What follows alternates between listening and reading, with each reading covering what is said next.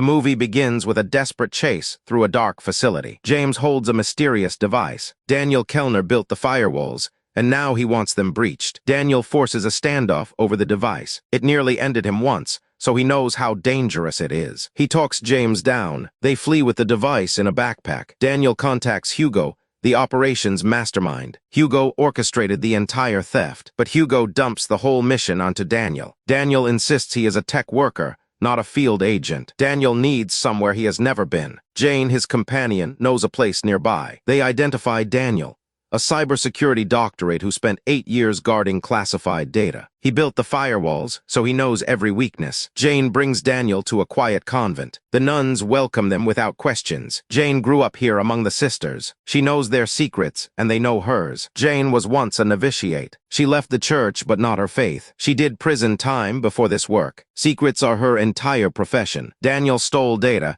He was paid to protect because people deserve the truth. The data that I took, it's not proprietary. We know. And Mordex doesn't own it any more than or Light. What I stole. Now the story shifts. A weather presenter named Margaret Fairchild goes live in Kansas City. She tapes an audition reel covering a global crisis.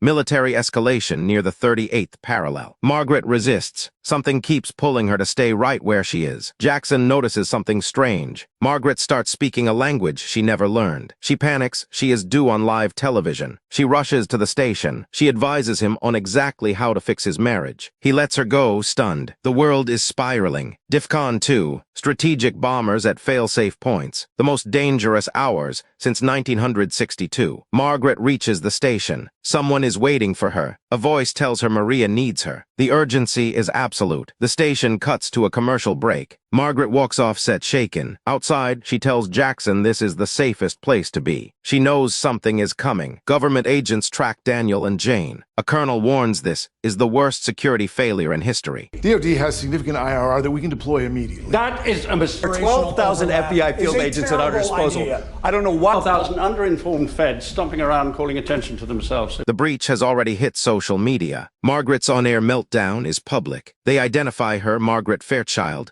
a local weather woman in Kansas City. She undergoes medical scans. The doctors find nothing wrong in her brain. Her boyfriend reveals she sings in her sleep. FBI agents watch from the hallway. Margaret spots the agents and panics. She grabs Jackson and flees the clinic. Jackson is bewildered. Margaret cannot explain. She just knows they have to run. It was hidden from presidents, from the public, from everyone. Daniel saw the evidence and could not look away. His plan is full disclosure to the entire world at once. Jane warns that people cannot handle both God and actual higher beings. The world is already on the brink. The caller tells her to follow any vague inclination she feels. Destroy the phone. They will find each other. Follow it. If we can find you by phone, others can find you in the world. They found me. Hang up. Immediately. Destroy your phone. Confidence, you'll find us. Do it now.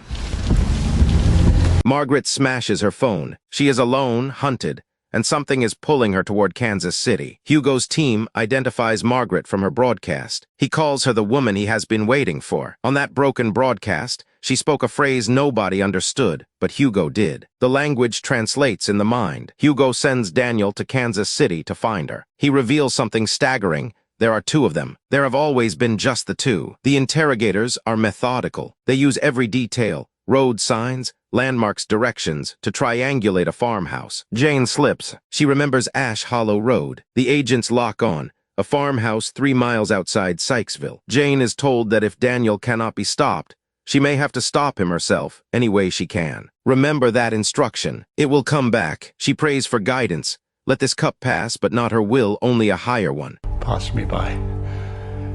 Yet not as I will. And what did Christ say next? Done. If the moment comes.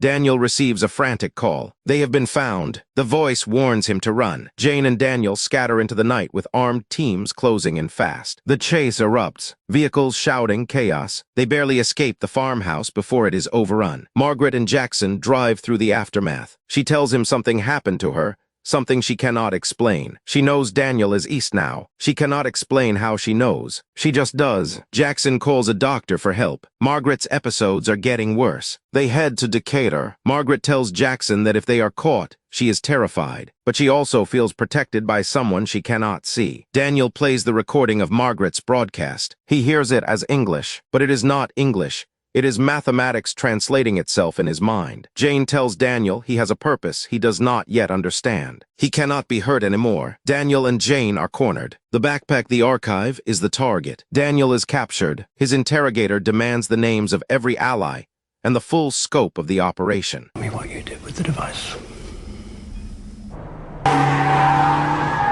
Monetizing your movie content has never been easier.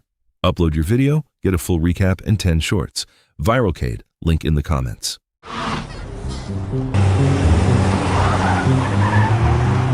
A dying ally tells Daniel he loved him like a son. The cost of this mission is measured in lives. Margaret speaks to strangers, describing their lives in perfect detail. Jackson realizes she is channeling something beyond comprehension. She tells Jackson her soul is killing her. She cannot stop thinking about Jane at the monastery. Her gift started with a cardinal at her window in college. She saw patterns in everything. She could solve equations without thinking. It was a curse that isolated her from everyone. The recognition hits Margaret and Daniel like a wave. They are connected in a way that defies everything they thought they knew. Margaret breaks down. She ran from this for years. She could not control it. She could not face it. Daniel holds her. He is here. She is not alone. Hugo argues that empathy is the foremost evolutionary advantage. Rejecting it is driving humanity toward extinction. Hugo confesses he helped Daniel escape 5 years ago. His own ally accuses him of 5 years of lies.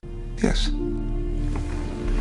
The utter insanity. How could you lie to me for 5 years every time you walk? All diversion. Hugo reveals he lost his parents the same time his accuser lost hers. The grief connected them, but the secrecy destroyed everything. Hugo's adversary warns that the truth is a virus with zero immunity. Hugo fires back. 35 years of protection was never about safety. It was about wealth and power. People are starving for the truth. Decades of lies and cover-ups have to end. She asks Daniel if proof of others would frighten him. He thinks it would not. She is not so sure. Jane is warned that the authorities tracked her through a borrowed phone. The net is tightening. Hugo contacts Margaret directly. She knows exactly who he is. She is ready. She demands to know why. Her identity matters, not as an extension of someone else, but as herself. Hugo explains the simulation is meant to guide her back to a buried experience. Margaret refuses. What happened on February 23, 1996 was blocked from her memory. She does not want it back. Hugo reveals the truth. Margaret's gift was activated yesterday. Daniel's was activated 15 years ago. They were given the language of the universe, mathematics, so they could understand them.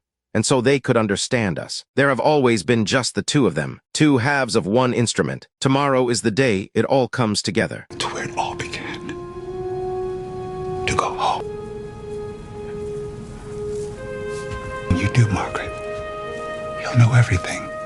Daniel must give himself over to it fully. He agrees. He needs to know what is happening to him. She describes passing through something like warm water. It was gentle. It was waiting for her. The moment of connection arrives. Margaret and Daniel finally know each other. Hugo's team detects dozens of heat signatures inside the facility. Something is very wrong. Daniel knows Margaret must be at the station tomorrow. He cannot say it, but he needs her there. They reach the KCFC broadcast facility. Daniel guides Margaret inside through the loading dock. They find the control room. Daniel orders the archive uploaded directly to the station's server. Outside, tactical teams move to cut the power and shut down the emergency generators. The backup generator kicks in. They have seconds before total blackout. Daniel tells Margaret they are out of time. They must broadcast now. Margaret Fairchild goes live. She tells the world that since 1973, a shadow group called Wardex has hidden evidence of visitors from beyond Earth. Reverse engineering. Recovered craft, mistreatment of non-human occupants. All of it real, all of it hidden. She calls it Disclosure Day. The feed goes out to every network. Kansas City goes first, then New York, then every station watching. The footage rolls. Roswell, 1947. Military cameras. Real objects. Real beings. The anchors cannot speak. They are seeing it for the first time along with the rest of the world. The footage spreads to every screen on Earth. The newsrooms go silent. Nobody can look away. An anchor struggles to find words. The world has changed profoundly in a single broadcast. Margaret sits in the quiet after the broadcast. The truth is out. There is no taking it back. And somewhere Daniel is finally at peace. The question is, what does the world do with what it just learned?